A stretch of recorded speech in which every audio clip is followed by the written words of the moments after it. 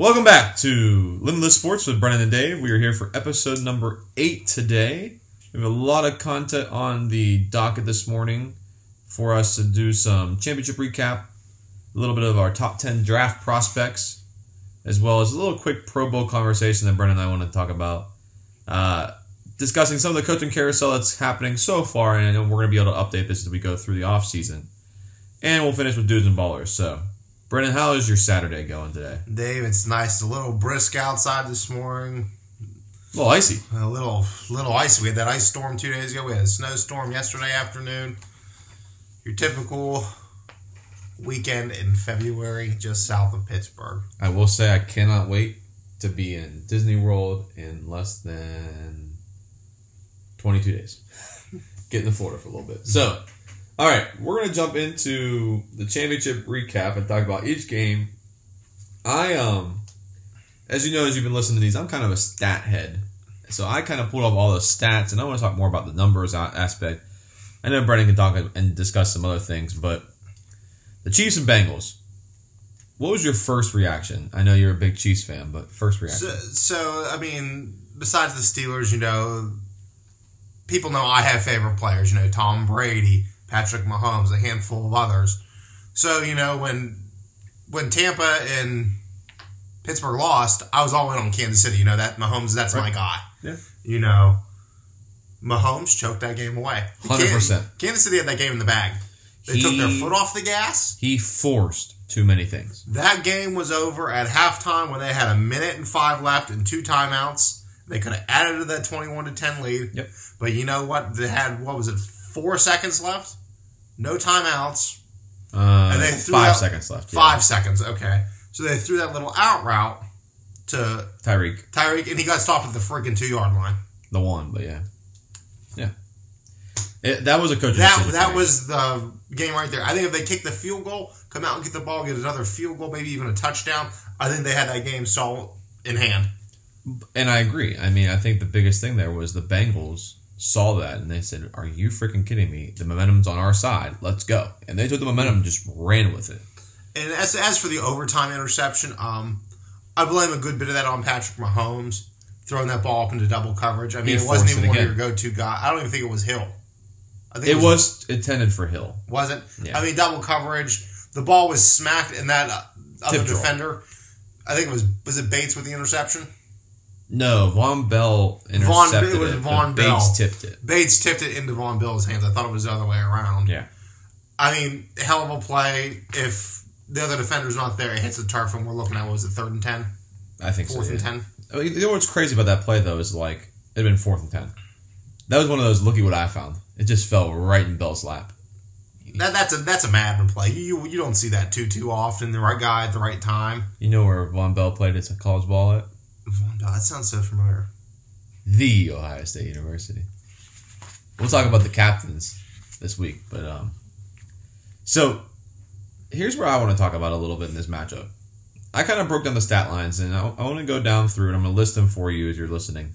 So Mahomes went for 275, 3 scores, and 2 interceptions. Mm-hmm. Burrow went for 250, 2 scores, and 1 interception. Mixon, 21 carries, 88 yards. McKinnon was their leading rusher, not even Clyde Edwards-Helaire. 12 for 65. Higgins had a heck of a game. 6 catches, 103. They limited Chase around, but he still scored. 6 catches for 54. Kelsey had a nice game for 10 for 95 and a score. Hill, they limited him. He only went 7 for 78 for a score, and Hardman went 3 for 52 for a score. So, they definitely, neither team let the big play happen. It was a very good defensive game, even though the score was a high-scoring game. I think when you're looking at this game, you're looking at conservative from the Kansas City side. Kansas City has one of the best defensive lines in all of football. I mean, Chris Jones, Frank Clark. I mean, they're not the best, though. They're not the best. They're one of the best. Here soon. I mean, and the Bengals' offensive line is a patchwork. It was almost just as bad as the Steelers this whole year. But they should have got after Burrow early, but they only sacked him once, and Ingram hit him that one time that whole game. 1 sack. Which is amazing that the Chiefs got sacked 4 times, and I wrote that down for today. I said, I mean, that's insane. But here's where I want to talk statistics-wise. Second half yardage, okay? How many second half yards did you think they scored? Oh, I didn't even look. Kansas City or Kansas City. How many yards do you think they scored? Had in the second half? Oh, probably less than 200. You wanna try that again? Less than 100. So I'm gonna break down your drives for you. I went this throughout. They went 16 yards, 7 yards, 16 yards, 17 yards, 7 yards, -2, -4, 49. Total of 83 yards in the second half. 83. That's insane. I mean, you can't win games getting 83 yards in an NFL game. No, and you know what? I think a lot of Kansas City's problem, I mean, they did what they wanted to do this past offseason, you know. They patched up their offensive line. They got some guys up front. 100%. That's going to hopefully be there for the next 5 to 10 years. They got the first 2 guys in the first 2 rounds of the draft, right? And then they traded for Orlando Brown. Yeah. They solidified the offensive line.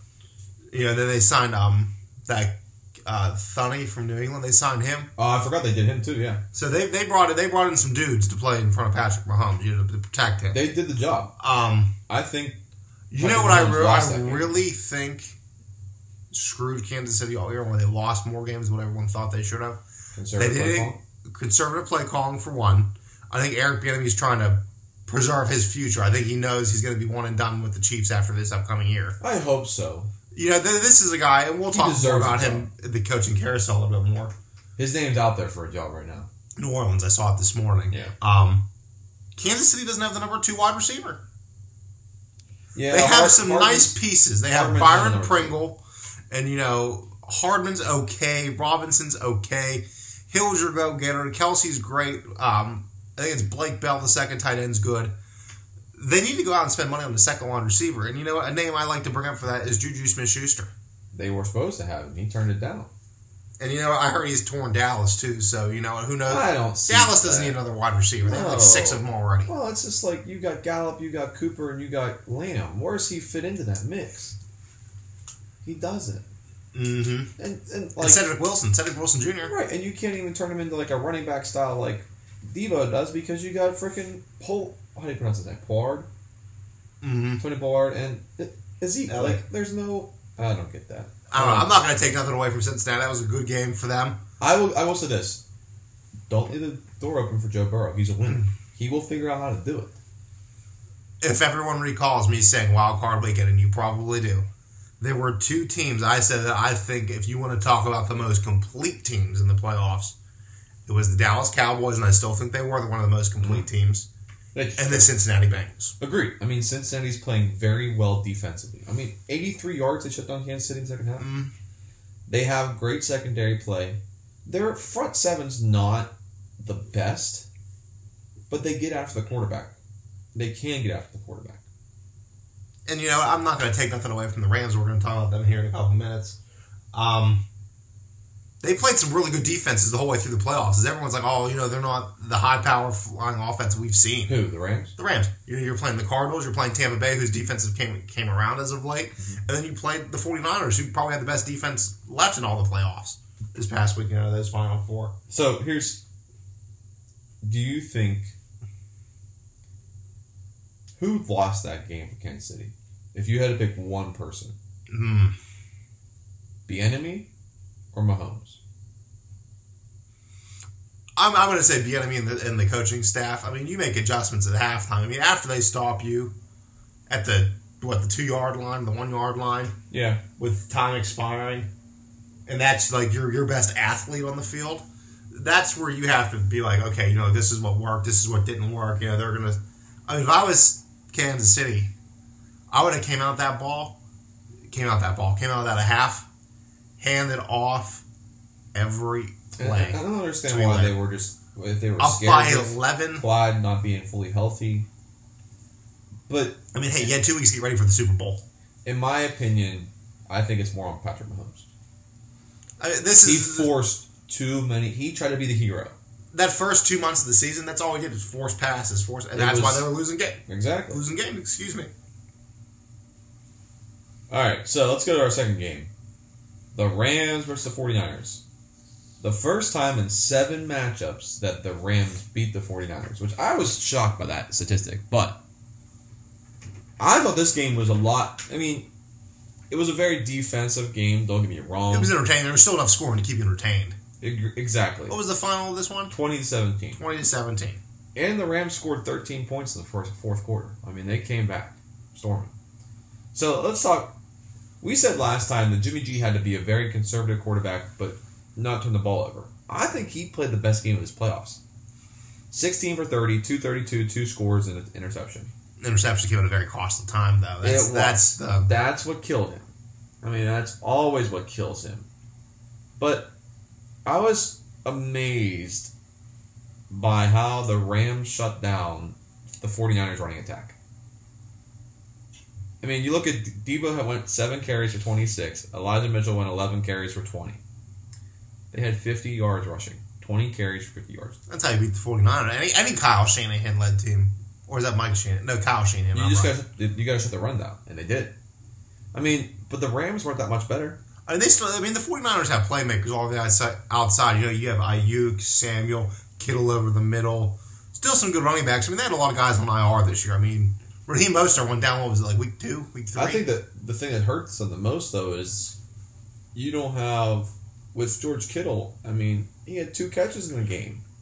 You're telling me that the Rams shut him down that much? That's your best overall player, I think. I think that's I think that's a strength, or not strength, a weakness of the 49ers that Jimmy G can't get in the ball. But I didn't realize it was Jawan Jennings. He looks like a big upcoming receiver they have, though. I like him, that big, tall 15 kid. He's nice. But I think, again, Matt Stafford showed what a game he can lead a team back to victory. Oh, yeah. And you know what? It doesn't even matter if they win this Super Bowl. Stafford's going to play another 4 to 5 years. I mean, beyond this year. I mean, come on. It doesn't matter if they win this year. That trade's already paid off. They're making it to the Super Bowl.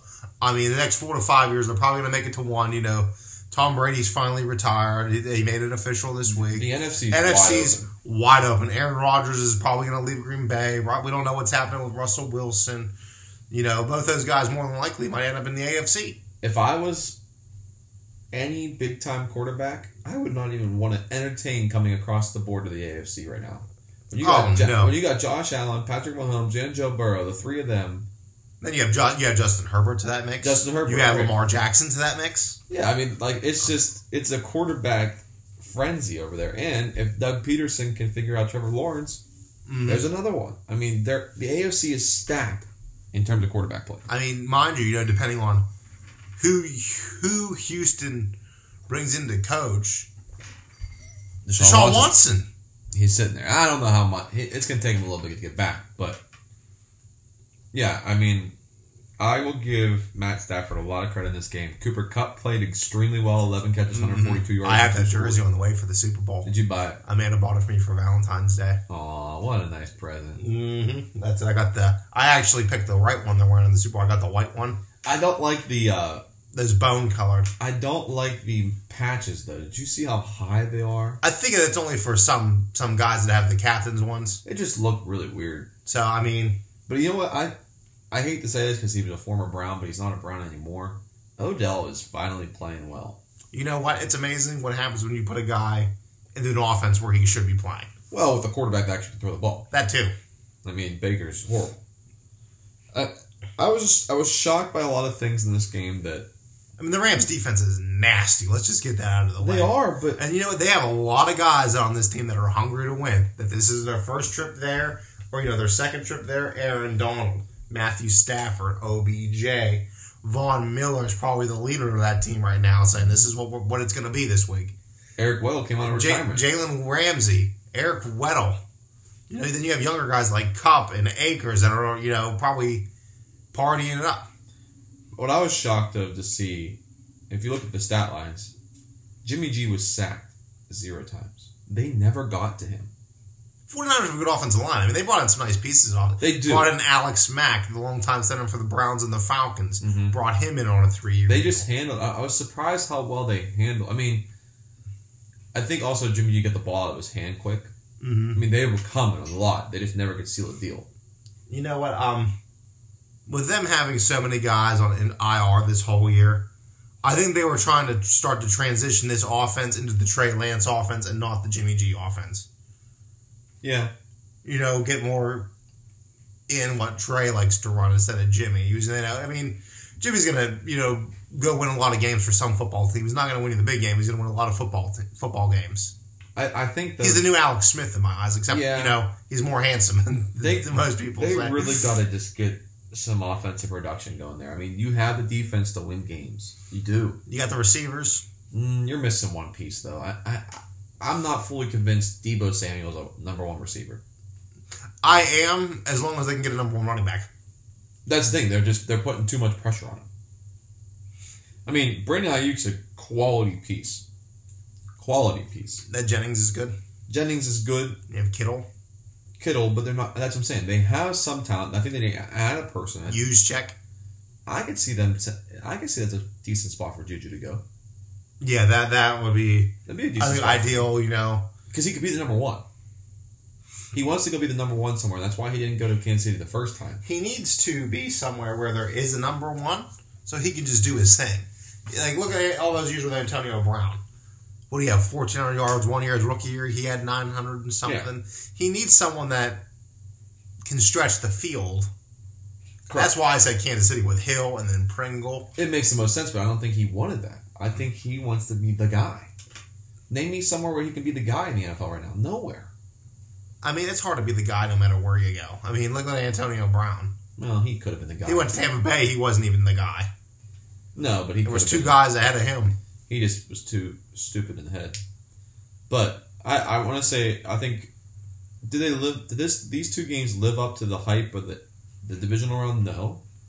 You mean the championship round? No, I'm talking about the divisional round. Were these two games living up to how well they were? Like the championship round? No. No, I don't think so. But they were quality games, though. Mm-hmm. Quality games. And I think it's going to set up, even though you may not think it, I think it's still going to be a quality Super Bowl. I do, too. I was a little bit pissed off that, Patrick Mahomes lost. I mean, that's how anyone is with their favorite athletes, football players, basketball players, soccer players, whoever. Yeah. So, we'll see. So, Super Bowl 56 is set.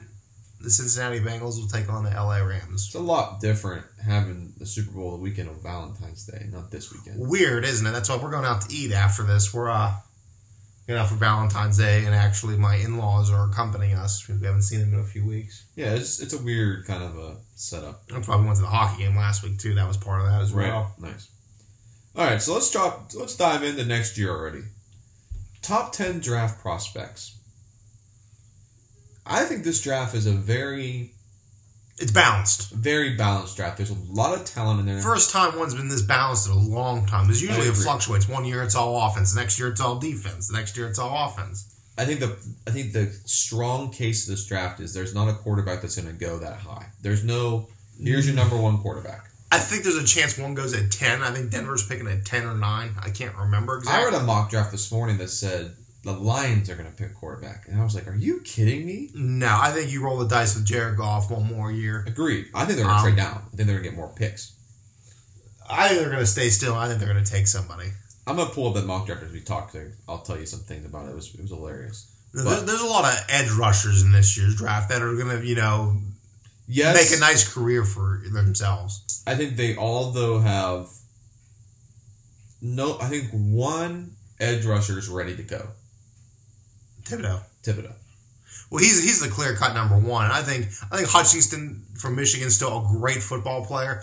I think he needs to work on his craft a little bit more. I think the Big Ten was down a lot this year, I think he really needs to develop into like a TJ Watt kind of a player. I think he will. I just think he needs to go to the right spot. He got burned a lot in terms of run blocking. Like, he cannot stop the run. He's a good pass rusher. But, all right. So let's go ahead. I'm going to name you, though, change it up a little bit. I use this mock draft all the time. It's the Walter football mock draft. And I'm going to go through their top 10, and then we're going to dissect our top 10. So they have number 1 going to the Jaguars, Kayvon Thibodeau. Okay. Number 2 going to the Lions, Kenny Pickett. Why? His explanation says the Lions would probably select Agent Hutchinson here if the draft was held today. But they have about 3 months to fall in love with the quarterback, namely Kenny Pickett. Perhaps they'll even believe that Pickett should be the choice because they need a franchise quarterback. Pickett is an accurate passer with nice size. He's on fire in 2021. He has put himself in the top 10 consideration. We'll talk about that more later. All right. Then at number 3, they got Hutchinson, going to the Texans.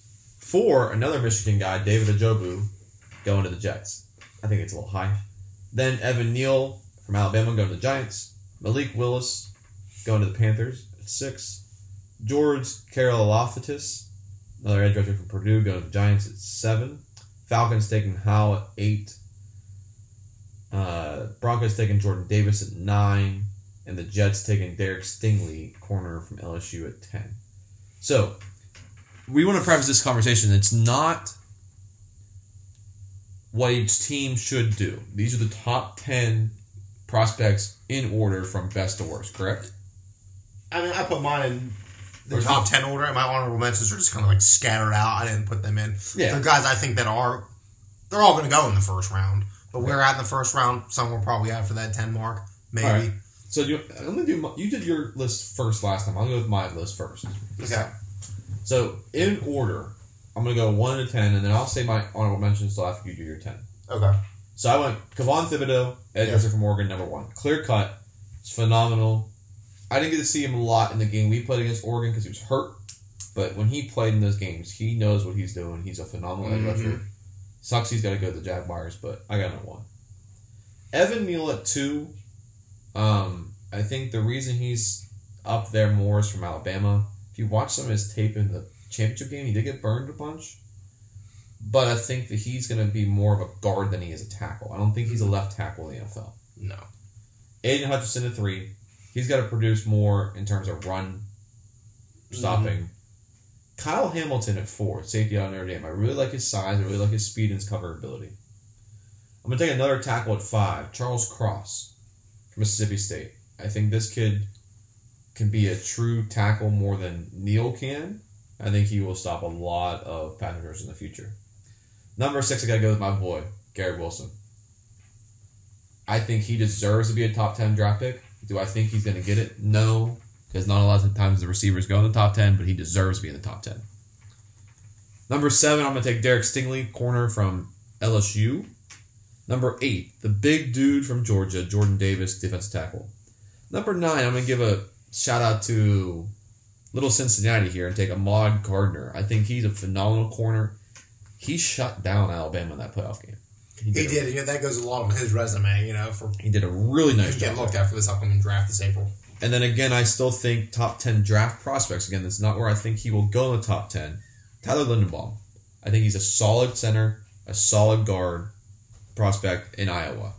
Okay? What do you got for top 10? So I have Kayvon Thibodeau in Oregon. And then number 2, I have Kyle Hamilton, the safety for Notre Dame. Right.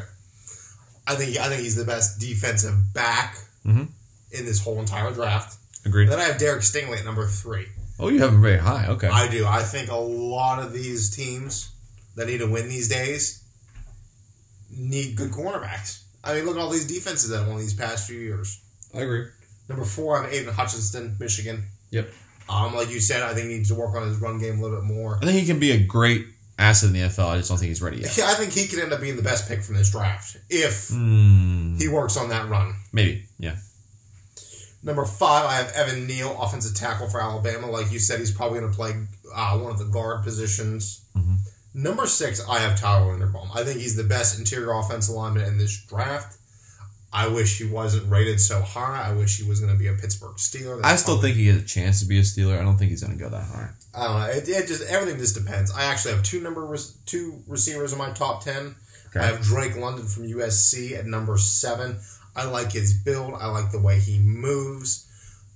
USC has always produced wide receivers. Always. I mean, we're talking all the way back to Lynn Swann here. Yeah. As far as I remember.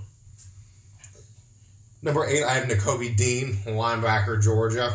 Okay. I think he's a great football player. Moved, quick. Kind of reminds me of Shazier, how fast he is. Yeah.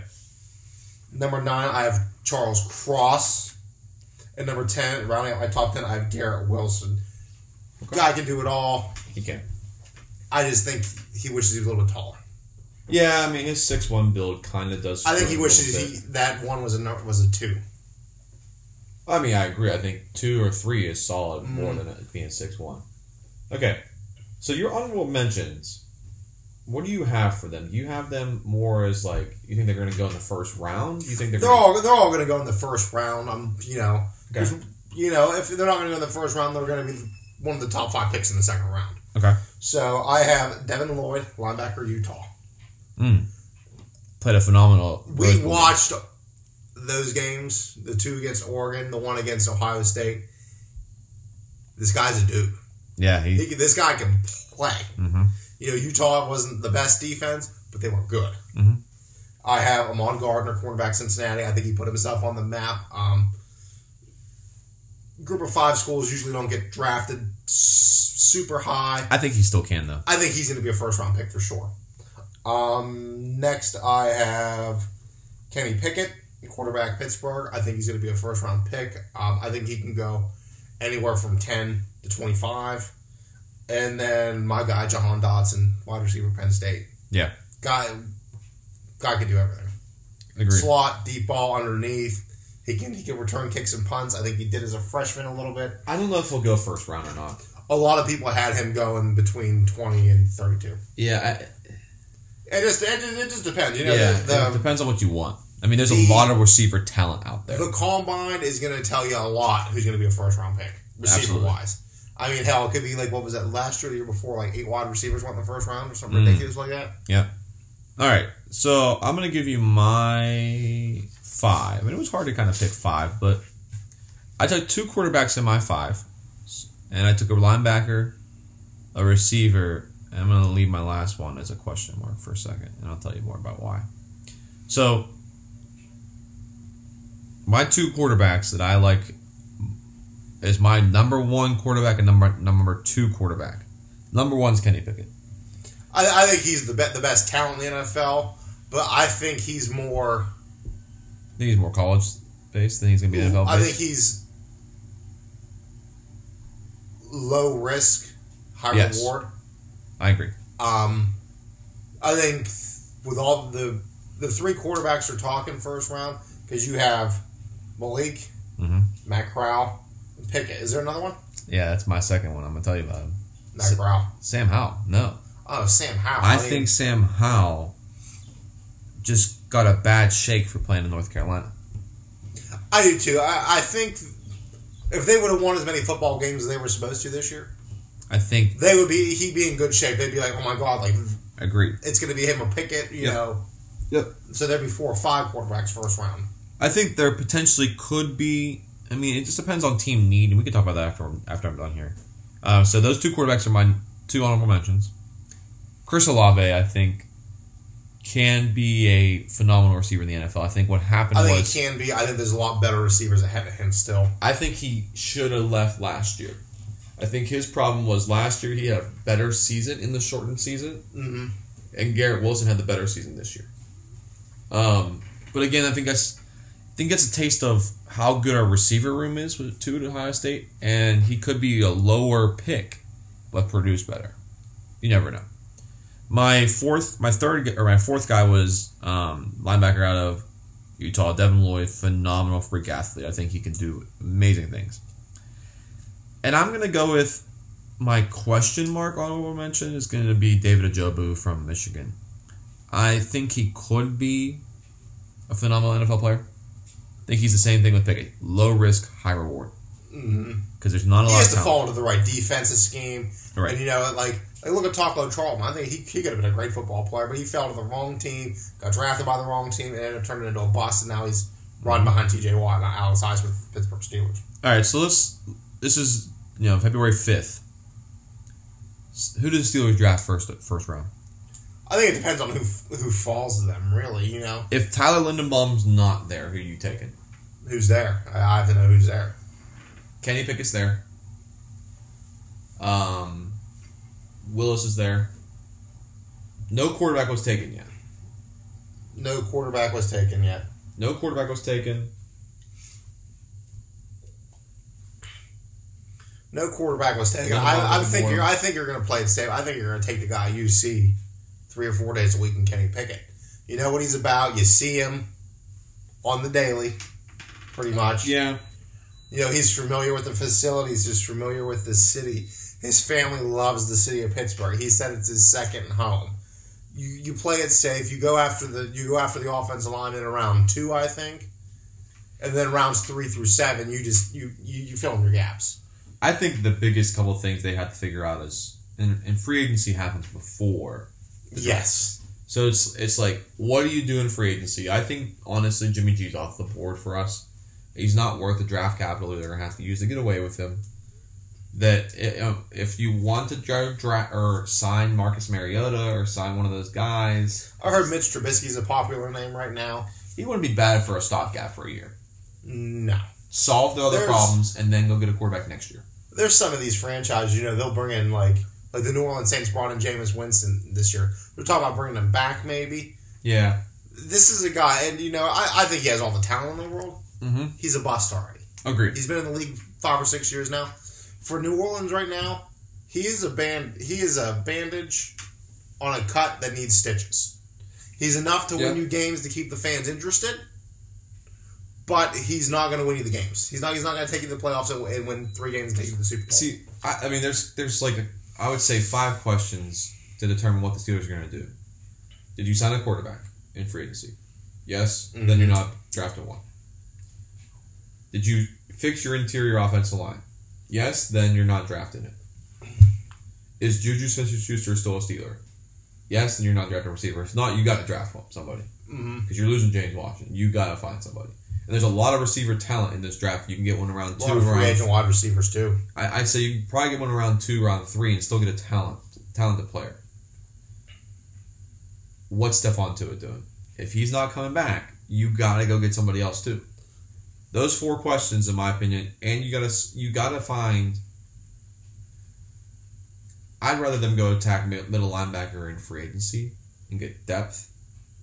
I think depth's good. I think you still want to try to roll your dice with Devin Bush and see, I agree, but I think he was a phenomenal football player at Michigan. I know we watched him a lot being Big Ten guys. You with Ohio State, me with Penn State. He's a good football player. He is. I don't think he fits what the Pittsburgh Steelers do. Yeah, I don't know, but I think those are a couple questions that you just have to ask. So there's our top 10 draft prospects for today. We're gonna do a mock draft eventually. Probably later on. I want to save it until after the combine's over. I want to save it until after free agency's over. That too. So we could do it right before. We can do it the week before the draft. Yeah, we'll do that show. All right. Let's jump in.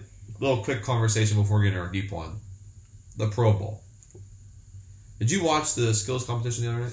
No, actually, I completely forgot it was on. Last night I watched a little bit of the NHL one. Though that's one that's always entertaining, sports wise. I would say there were some. I watched bits and pieces of it. There were some quality games they were playing. I mean, the quarterback thing that Russell Wilson did was pretty cool. The dodgeball is fun. I don't like the whole Micah Parsons beat Tyreek because Tyreek tripped out of the game. If you see those videos in that 40-yard dash, he tripped. But I also think they tried their best there, but something needs to be done about the Pro Bowl. The game just needs to go away. No, I don't think so. I think they could fix it, but if they don't fix it soon, it's going to keep being worse. There's no bearings on this game. Like, look at the MLB game? Yeah. Isn't it determine who gives you home field advantage? Correct. Or do they stop that already? No, it's still... Is it? I mean... That's what I'm saying. What can they do to put more of a promise on it? I mean, you really can't even say for the Super Bowl. Whoever wins it designates them the home team, because it's the week before now, before the Super Bowl. It has been the past handful of years. And I think that's half the problem. They want something in between so people are going to watch it. Don't put 2 weeks off. Just play the Super Bowl next week. Go. They want to give guys time to heal. They want to give guys time to celebrate with their family. That's all fine and good. I get it.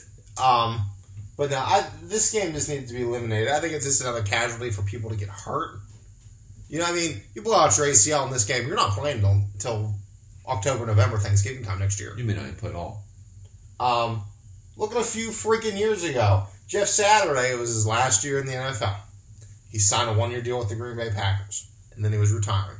It was Peyton's first year in Denver. Oh, yeah, I remember this. They brought him. They sent him on the field to have one final snap with Manning. Those are cool moments. That's cool, but I don't want to see that. I don't care. Yeah, I know that was your quarterback for 15 years or whatever it was. I don't care. I just think, if you look at the NHL, you look at NBA, and you look at Major League Baseball, they do theirs in the middle of the season. But there's more reason to play it. It doesn't benefit you. You get a check for $50K. Congratulations. And you know what? It used to be, it was in Hawaii every year. It was in Hawaii, which is great for, the state of Hawaii, because they don't have any kind of football team out there. They have the Hawaii Warriors, but that's collegiate. And it was cool back then because you had that little vacation for your family. But now tomorrow it's in Las Vegas. A few years ago it was in Orlando, Miami. No. If you keep it the same, play it in Honolulu, Hawaii, or just get rid of it. A lot of these guys opt out as soon as they're named to the Pro Bowl because they just don't want to play. I know. Look at Ben. He opted out a few times. Brady's been to 17 of them in 22 years, opted out of all the rest. I think it's sad that Ben, they took frickin' Mac Jones instead of letting Ben go in his final year. I think he would have just denied it anyway. Which is, I don't know. I think that would be kind of cool for him to go do it, but yeah, I don't know. I think they've got to either fix it or just eliminate it. I do like some of the rules they have. Half these guys don't even try anymore. It's more giggling and laughing, and look at James Harrison. The first time he went to the Pro Bowl, and he came back and said, "What the hell was that?" It was a waste of my time. Right. He wants to play football. This isn't football. This is more like it's like tag. flag. But and that's where if you watch, I like the NBA one in a way because I don't like a lot of NBA games, but it's a very high scoring game. There's no defense, but it's just the all the players are just going crazy, which is kind of cool to see. Major League Baseball, I think, is the best All-Star game. It's only one that means anything. NHL one's usually really good, but they changed it, and I like it. They all 3-on-3. Is that tomorrow? The NFL Pro Bowl? No, the NHL. I can't remember. I know some of the skills competition was last night. I was watching it. What was I going to say here? But you know what? Maybe they should make the Pro Bowl. If you're a rookie and you've been in the league 7 or less years, you can go to the Pro Bowl. These guys that are older, like Roethlisberger and Brady and the Mannings, they don't want to go do that. They're playing. They just got the hell beat out of them for, the past 6 months. They really don't want to go do that an extra game where they have to, even though it's supposed to be a vacation and it's not. They're playing the NHL right now. But see, I like what they do. So they put the divisions against each other, and then someone plays in the final. That's not bad. If you're just going to do it this way, turn the NFL Pro Bowl into a 7-on-7. Wouldn't be a bad idea. But even these coaches don't want to be involved anymore. Remember, every year it was the losers of the championship round. Correct. But they're also because that was after. One thing I did like they did a couple years ago was the celebrity coach. I hated that. I thought it was the worst thing in the world. Really? Yes, I thought it was so boring. It was so vanilla. That's trying to get people to watch it when they really don't want to watch it. I think it would be kind of Rice, cool, Sanders, Irvin, and there was another one. I can't even remember. You might, if you're going to let it be a joke, you might as well just let them pick their own teams at this point. Screw the AFC NFC matchup. Just pick your own teams and go. Wouldn't be bad. All right, let's jump into some of the coaching carousel. So there were, as of now, if I got everybody, there are 6 new head coaches. So one has not been officially named yet. It's the guy from the Rams because they can't name him. And for the Kevin Vikings. O'Connell. Yeah. I remember when he was a quarterback for the Patriots. Is that where he played? I'm 99% sure that was him. But that's a very uncommon name, O'Connell. Right, I know. So if it was like Kevin Smith or Kevin Jackson, we'd be. Here's a couple things I want to talk about, and I'm going to list all of these coaches' primary coaching job. Okay, so start off with the most recent one: Doug Peterson, hired by the Jaguars, former offensive-minded coach from Super Bowl champion. Brian DeBole, or is it DeBole? I think it's DeBole. That's what I thought. For the Giants, Bills offensive coordinator. Matt Eberflus, he's for the Bears, Indianapolis defensive coordinator. Nathaniel Hackett, Broncos, Packers OC. Josh McDaniels is getting another chance. Las Vegas Raiders, Patriots OC. I think he was growing impatient with Bill retiring. I agree too. And Kevin O'Connell, Vikings potentially, Rams OC. one defensive coordinator. That was it. Which I do feel bad for that quarterback in the Bears. Justin Fields kind of got screwed. Like, if you notice a lot... Well, let's retract that for a minute. Justin Fields gets screwed if they don't hire a great coordinator. Well, they did, though. And that's why Luke Getsy. Well, they didn't get screwed then, you know. But I think Chicago's a defensive-minded city for anything. Football, I agree. Basketball, hockey. Here's my argument with the new coaching carousels and things. Name me a team right now that their head coach is a defensive-minded person that's successful. Right now? Right now. Let's think. There's a lot. Bill Belichick? He's not really successful right now. Still winning seasons. Yeah, that 1 year with Cam, they won 7-9. I mean, still on the AFC side, there's two that come to my mind. I don't count Tomlin. I'm not either. They haven't done nothing over 10 years. Vrabel, Belichick. Everybody else is an offensive-minded coach. NFC, none of them. No, everyone's offensive. They're all offensive-minded. Zimmer got fired in Minnesota, so they're offense now. I don't know. Every few years, you see the league take a turn. I think it's taking a huge offensive turn right now. I think it's going to take an offensive turn for about 5 to 10 years, and then it's going to start switching back to the great defenses, the great defensive line, the awesome linebackers, the secondary is outstanding. And I want to get into this before we start talking. You know, Brian Flores is a great coach. Great coach for Miami. Mm-hmm. 2 winning seasons. They won 7 in a row. Yeah. 8 out of their last 9. Uh-huh. And he gets fired by Miami. I heard there was some internal stuff going on. That's stuff you need to work through as an organization, saying, hey, these aren't my guys. I don't want them here. Right. You know, they're talking about Tua Tagovailoa. Well, I mean, he's still young. I mean, let's give the guy. I mean, he was never supposed to play football again. No. With that hip injury. Right. And he's playing well. Uh-huh. Not great, but he's playing well. He's playing well. This is what I'm talking about. The Miami Dolphins are one of those teams. They're impatient. They fire guys. Yep. They cut guys. They trade guys. There's about 7 to 8 football teams in the NFL that you're like, and I have friends that get all hyped up as they think the NFL is the greatest thing, and it's a good league. They get like Robert Saleh. Oh, the Jets, Jets. Robert Saleh's going to get fired after this year. I hate to tell you. They're going to win 5 to 6 football games, and guess what? He's out. Mm-hmm. So you know what? But you know why, though? Because you're back at square one. They don't have any talent either. I mean, you have some good football players. You have great football players. No. You're playing in a good division again. The Bills are good. The Patriots are good. Miami still has a good football team, depending on who they hire. Yep. I really want to look into this story more with Brian Flores, with his whole racial battle.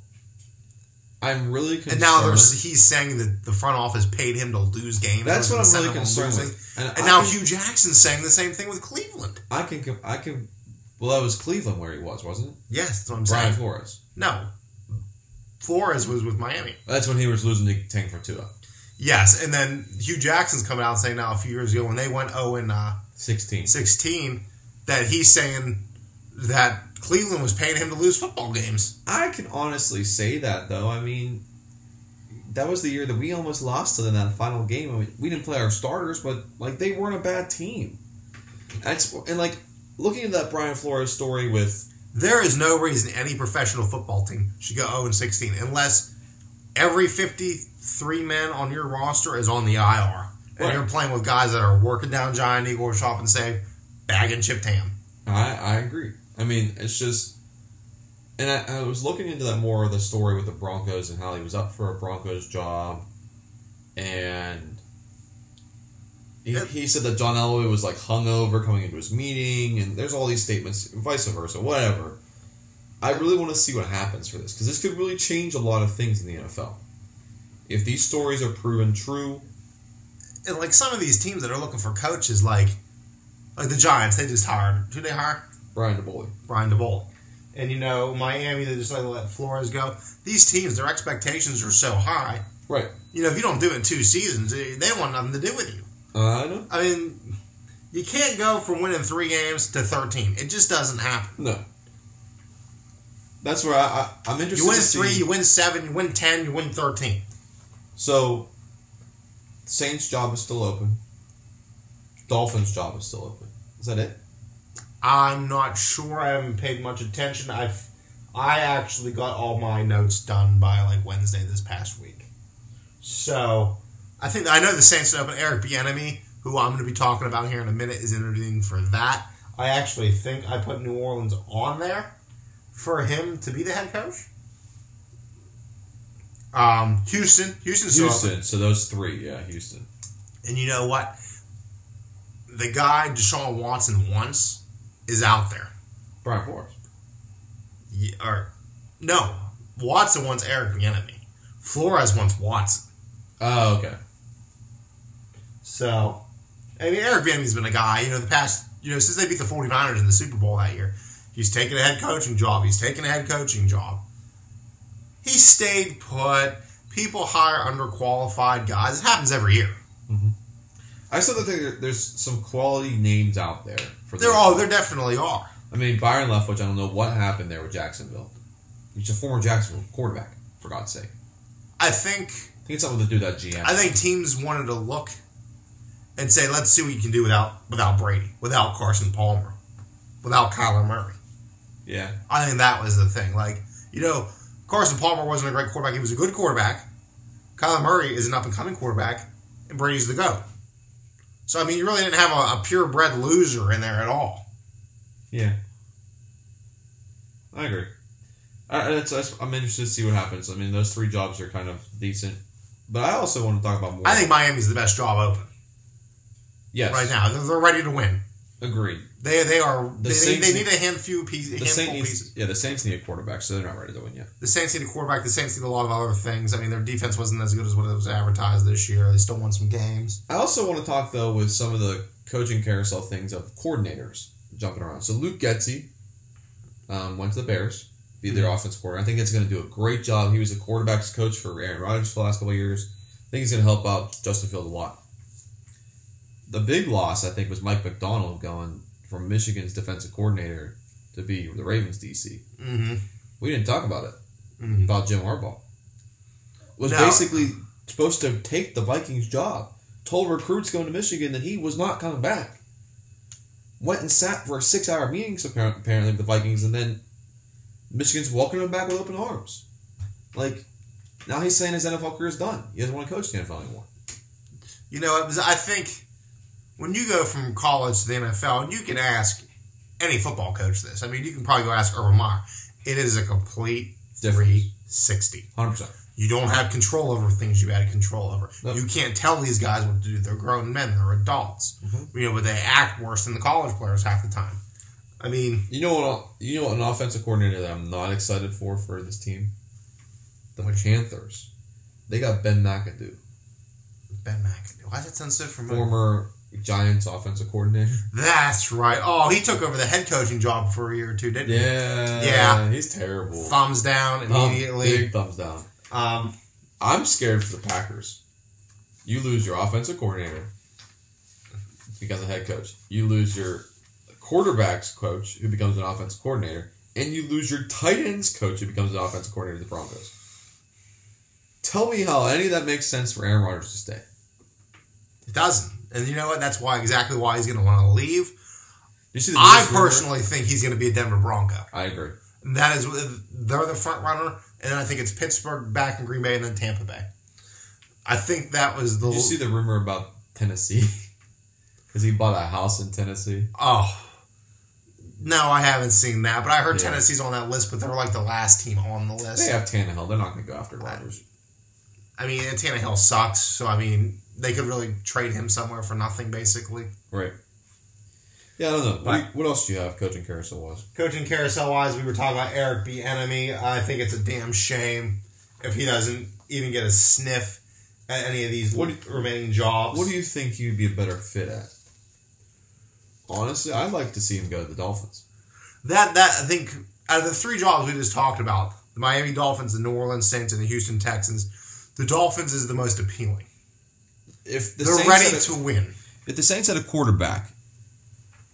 If the Saints had a quarterback, I mean, all these teams have major gaps they need to fill. Like some things that need done. Offensive line, defensive line, corners, safeties. They need to reconcile with some of these players that want out. Like Xavier Howard out of Miami, he needs reconciled with saying, you know, like, we're this damn close. You want to be a part of this or not?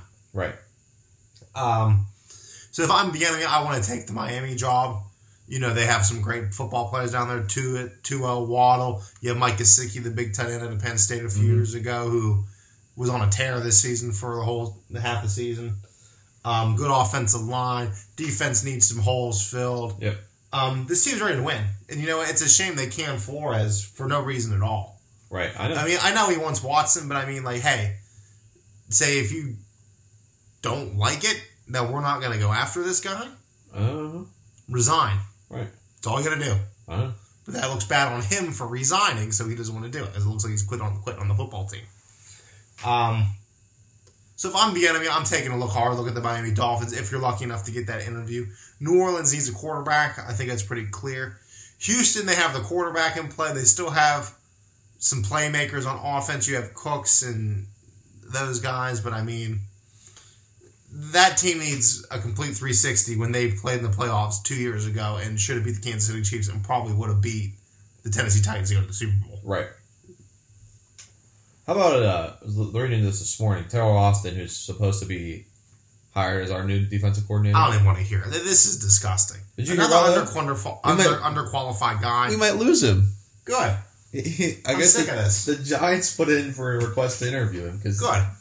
Get out of here. I agree. I'm tired of Tomlin hiring these puppets where he can put his hand up their back and saying, I'm running this defense and you're just going to be the DC. I'd love to see them hire Mike Zimmer. I think that would be a good fit. I also really want Mike Munchak to come back and be the offensive line. There's rumors that he could. Well, because the guy they had as the heir apparent within got a job. So, I mean, if you bring those two guys, and I think the Steelers aren't in as bad a shape as what people say they are next year. I mean, You're still going to have Harris and Johnson. You're going to have Freiermuth and Gentry. As we're recording this, the Senior Bowl is going on, right? So I'm looking at stat lines. Kenny Pickett so far 6 for 6, 89 yards and a score. You got Malik Willis on the other side. He's running the ball better. He's only 2 for 4 for 11 yards passing. He's ran it 5 times in 48 yards. So. Anyway, sorry to interject that a little bit. So it was interesting to see more about the coaching carousel as it finally solidifies here soon. I think there's a lot to talk about there. We could talk about it for a whole show and break down some things, and I think who gets an advantage. But I think if the Broncos could pull in Aaron Rodgers, I think they're if they would do that, I think they're one of the 4 favorite teams in the AFC. But my argument to that is, why would you want to, if you're Aaron Rodgers, who struggled to get to the championship, right? Why would you go into a division with Herbert and Mahomes? There's a big thing right now that people aren't even thinking about. When you go to, I mean, Manning went there with Rivers. Alex Smith was still balling, and then he was winning games. I mean, the Chiefs won the division for a long time before he came in. Yeah, but the Raiders were okay. They weren't as good as what they were now. When you go to Denver, you have a major advantage. The altitude. Can Rodgers get used to that too? That's hard. I mean, he's a mountain man. I'm sure he can go there and get used to it. Yeah. I don't know. If he wants to win, Denver's set to win, but he's got to win games in the division. That's what's going to hurt him. I think if he goes 500 in the division, they're okay.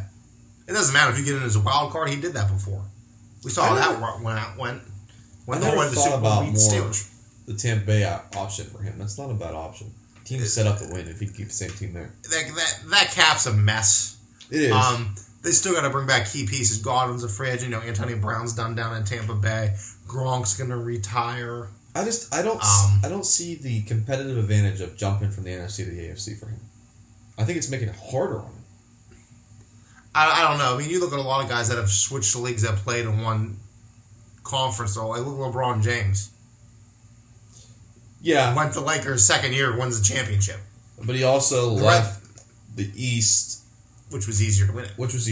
Yeah, I can see that. But yeah, I mean, but also look at the inner conflicts that Rodgers has been having within the Packers organization, and now you've got a former Packer offensive coordinator, your head coach, and the tight ends coach as your offensive coordinator. The only reason I'm thinking Denver makes sense is because they have the cap space. The defense is good. And they've already said, like... They have a lot of guys on rookie contracts. They've said, I think they have enough money to bring in Devontae and Aaron Rodgers. They have Cortland Sutton. They have Jerry Jeudy. They have KJ Hamler. That Tim Patrick. Noah Fant. The running backs are good. They just got Javonte Williams at North Carolina. They're still going to have Melvin Gordon. The offensive line's good. They just need a quarterback. It's the same thing as when Peyton Manning was a free agent. That's why you chose Denver over the 49ers and the Tennessee Titans. Yeah.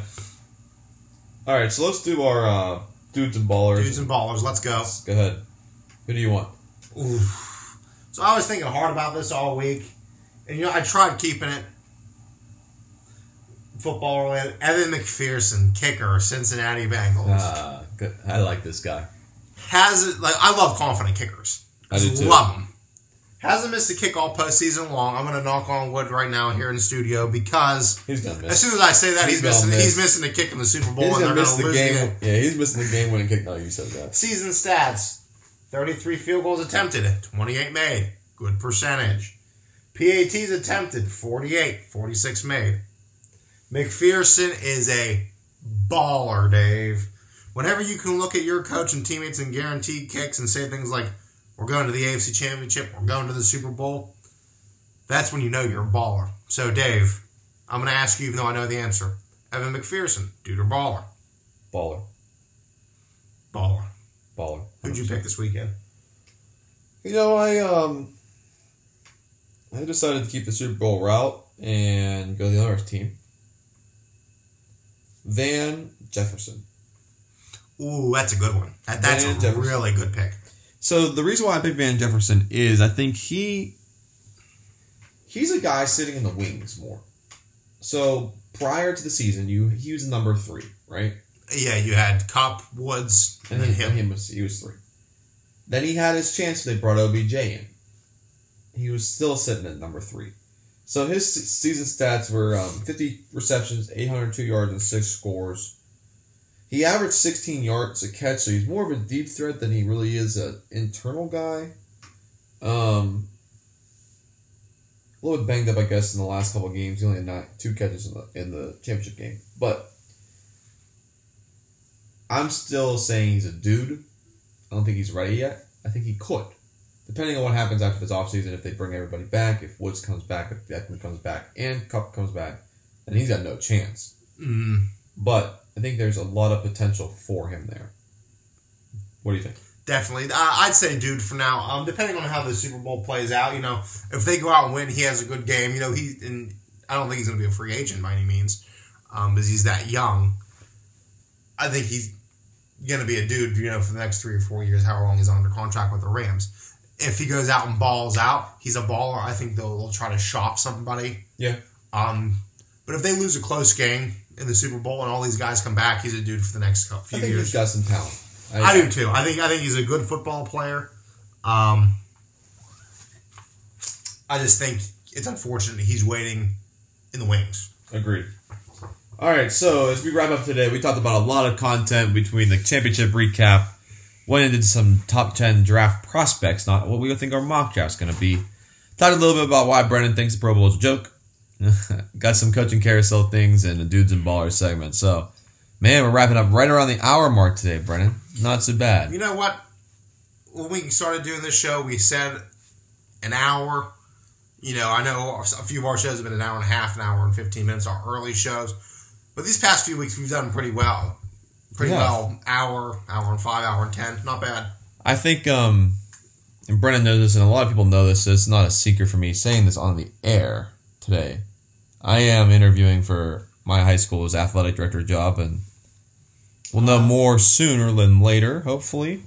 So I think this kind of conversation and some things, and if I take on this job, we're definitely going to bring some of my athletes on and have them talk a little bit every week. Some of the coaches too. Some of the coaches staff, absolutely.